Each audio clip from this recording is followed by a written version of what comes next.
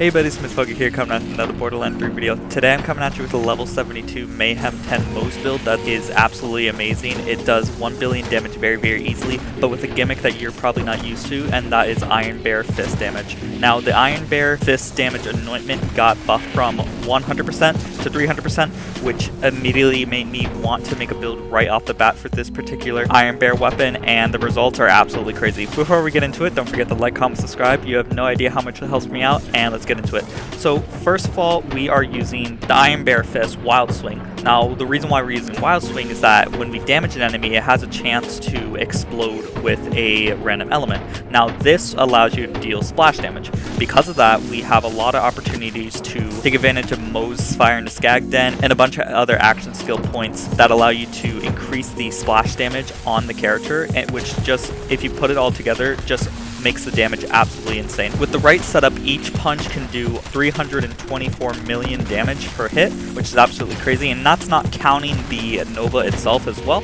The Nova can deal damage based on the amount of damage you deal with each punch, so each punch can go to around 500 million with the right setup. On certain bosses, the Nova doesn't actually proc very well, like the Grave Ward doesn't seem to actually proc the Novas very well. It doesn't affect Grave Ward for some reason, so I wouldn't recommend using this build to farm Grave Ward, but if you do plan on using this build to fight Grave Ward, I do recommend using Shockhammer. Shockhammer does great against bosses that don't move too much. It has the most DPS out of any of the fists, but Wild Swing is the main Iron Bear Fist that we want to use because it does the most amount of damage with our particular setup. First, I have a trick Unforgiven, just in case if we ever need to jump into the back of the main turret of Iron Bear. That allows you to deal decent damage while you're in the back of it, just as a little gimmick. But I also have the anointment on the Unforgiven. After exiting Iron Bear, increases the cooldown rate by 30% per kill, which is very useful. As many of you know, the Unforgiven does have a huge critical hit damage multiplier, but as some of you might not know, that the main turret on the Iron Bear does take into account the critical hit damage of your current weapon. So if you use the trick Unforgiven, you can deal a crazy amount of damage, assuming you hit crits on that. So that is a very useful tool to use on Iron Bear if you weren't aware of that. Otherwise, we have a Plague Bearer with a URAD anointment. URAD was nerfed, but this Plague Bearer is really good. Moze does specialize in dealing crazy amounts of splash damage, so Plague Bearer is still really good, even with the URAD anointment. So I use that whenever I'm down and out. I don't have level 72, which is unfortunate, but in Fight for Your Life, it gets me up no matter what anyways, so it doesn't matter. I do have a light show with consecutive hits. Consecutive hits was also nerfed, but consecutive hits does still give you a 2x overall weapon damage increase on max stacks, which is very useful, and the light show is a really formidable Moze weapon to just deal a lot of damage, so we have that in case we're running around shooting. Primary weapon that we like to use on this particular build is the Z Eruption. Now, the reason why I'm using the Z Eruption is because when it overheats, when you reload, it has these 5 orbs that spawn and home in on an enemy and apply a debuff, which increases the amount of damage you can deal. So the reason why we're using this is because we can abuse that with certain interactions to allow us to deal the most optimal damage with this build. The Z Eruption we have is level 72, and the anointment we have is Iron Bear is active. Bear Fist damage is increased by 300%, which is absolutely crazy. When you enter Iron Bear, the Z Eruption reload animation plays when you go into Iron Bear, which immediately sends out the orbs. So you could do the reload animation, and right before it finishes, after it sends out the orb, you hop into Iron Bear, and it would send out another set of volley of orbs, which would send out a total of 10 orbs, which basically could give you the max amount of stacks with the Z Eruption on the enemy, which allows you to deal my 500 million per fist setup that we have. And you could also send out your grenades, which would reset the animation and allow you to send out more orbs if you want to send out more orbs like that as well. If there's a lot of enemies around, it does deal a lot of damage when you stack them up, so it's very important to have that. So that's the reason why we're using that particular setup. The shield we have is the Plus Ultra. As many of you know, that the Plus Ultra increases your total amount of HP, which is very useful because that also procs with Iron Bear. So our Iron Bear has a total of 5 million HP, which is very awesome, especially since it's armored as well. And we have the anointment after exiting Iron Bear kills increase Iron Bear's cooldown by 30%. Very useful to just have on an Iron Bear base build so we can get Iron Bear out there as much as possible. Besides that, we have a It's Piss grenade. All the gear that we're going to look down below are all level 72, which will be in the save file down below in the description and comments if you guys want these particular level 72 weapons. I would highly recommend doing that if you're on PC. but we do have the It's Piss while Iron Bear is active, taking damage at a 20% chance to spawn a grenade, which is very, very useful, especially since that just allows us to increase the amount of damage we deal in general and allows us to send out this debuff even when we're in Iron Bear, which is very, very useful if we want to deal the optimal amount of damage. Next, we have a Flare. Flare is absolutely a beast to have on Iron Bear builds because it increases our damage by basically 2 times when you set out your Iron Bear. We have 3 points in the Stainless Steel Bear, which is the max amount of points a Flare class mod can have. That just allows us to deal the most amount of damage with Iron Bear, since Stainless Steel Bear does increase the amount of damage you deal with Iron Bear.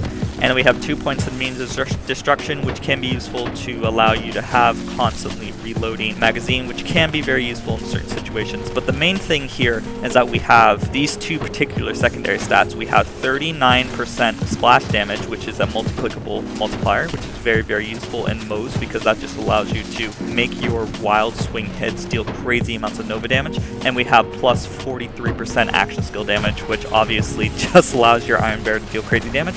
Next, we have a Snowdrift Deathless. The reason why we're using the Deathless is because we do have 3 points in the Desperate Measures. Level 72, we have a few extra points to work with, so we can go down in the red tree to get 3 points in Desperate Measures, which I would highly recommend on any Moze character, you know, just to spend those extra points, because there's not a lot of points you really need besides those, and a lot of people have the mid cap in red tree, so you guys can go for that. But let's continue on the Snowdrift Deathless. The Snowdrifters really just allow you to run away if needed, but the main important thing here is the Deathless, so we can have the most amount of damage possible with the Desperate Measures action skill point, just 50% more damage, which procs with Iron Bear, which is very, very useful, so it increases Iron Bear damage as well, if you didn't know that. We have 55% area of effect damage, 28% incendiary damage, and 28% shock damage. Now, Wild Swing has a chance of spawning a random element for the Nova, so having a incendiary and a shock is very, very fun because you will be able to proc one of the 2 more important elements in the game. So it's nice that we have that, which I got very lucky to have. Now, before we move on to this actual skill tree, the main thing you really want to do in this build is to get your Z Eruption out, get it to be overheated as soon as possible so you can proc the debuffs and then go into Iron Bear. The reason why you want to have the Z Eruption out is because our Z Eruption has the 300% more Iron Bear Fist damage, which is very useful, which just allows us to go into Iron Bear and just wreak havoc. So you want to just punch as many people as you can and exit Iron Bear in case you need to shoot an enemy. Sometimes I like to get Iron Bear to exit around the 80% fuel percentage on the gauge because I don't want to lose out on the flare damage multiplier, and it doesn't take a lot of kills for you to get your Iron Bear back, so I would definitely just exit Iron Bear pretty quickly, kill a couple enemies and then exit, and then enter back into Iron Bear as soon as you can, which doesn't take long. It takes maximum 10 seconds, so it's very, very easy. Not a lot you have to think of. You pretty much just gotta go Rock'em Sock'em Robot and just punch every enemy you see. It's very, very fun. One of the more fun Moze builds I have, since most of the time Iron Bear damage is based on shooting the weapons, but it's really fun to be actually being able to melee and deal really good damage. Very easy that you'll be able to deal 1 billion damage super, super easily with this build. But let's move on to the skill tree. Now, let's start off basic with the blue tree. This is a normal blue tree setup that you see on most builds. The only thing that is a bit peculiar is the Vampire. I had the extra points, so why not? So basically we have 5 points in the Fire Skag Den. I believe it gives us around 400% more damage overall with splash damage, so always have that in a build. 5 points in the Torque Cross Promotion, which increases our splash damage. 3 points in the Deadline, 4 points in the Grizzled. We don't need too many points in the Grizzled because we have a lot of stuff that allows us to get our Iron Bear cooldown back pretty quickly, so just 4 points is fine. Max points in the Stainless Steel Bear to increase the amount of damage Iron Bear can deal. We have Auto Bear. Auto Bear doesn't do that much on this particular build since they have to be kind of close to you, but you can still enter the main turret on the back of Iron Bear, which is very useful utility because you can't take damage during that. Also, you could potentially use Bear Fist that grabs enemies to mob if you really want to, or kill flying enemies, which isn't a bad idea because the grabbing does deal, I believe, like 70 million damage, so it's decent. It's not the best though. It's not the best for your DPS.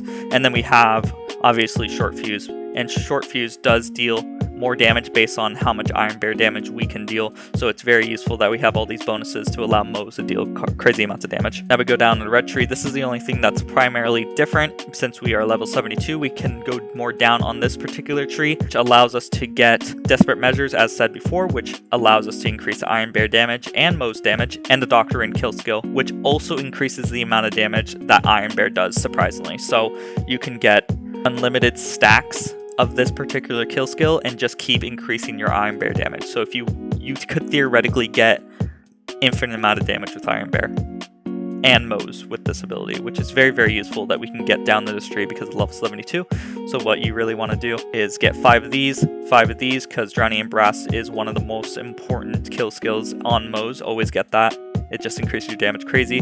And then experimental munitions, which is useful primarily for Moze because we can't crit with Iron Fist. Going more down this tree allows you to get a shock hammer, close the distance, and wild swing. Primarily you want wild swing, but it is nice to have the 2 others. Besides that, 3 points in Thid Red Line, since we have a Deathless anyways, just increases our maximum shields. We have 2 points into Vladoff Ingenuity. This basically just lets us go down the skill tree.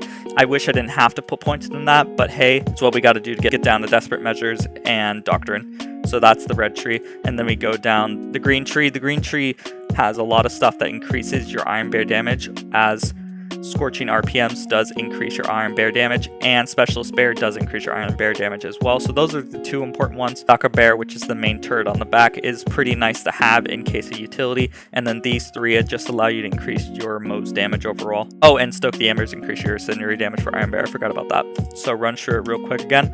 Go all the way down on blue, all the way down to Doctrine on red, and Specialist Bear on green. This is our Guardian ranks. This is our Mayhem mode, which is Mayhem 11, so we don't have to worry about modifiers, since there's no modifiers that would increase our damage with Bear. We don't worry too much about that. Now, if you want another level 72 build, but instead for Flak, I did just make a level 72 Mayhem 10 OPQ plus Infernal Wish.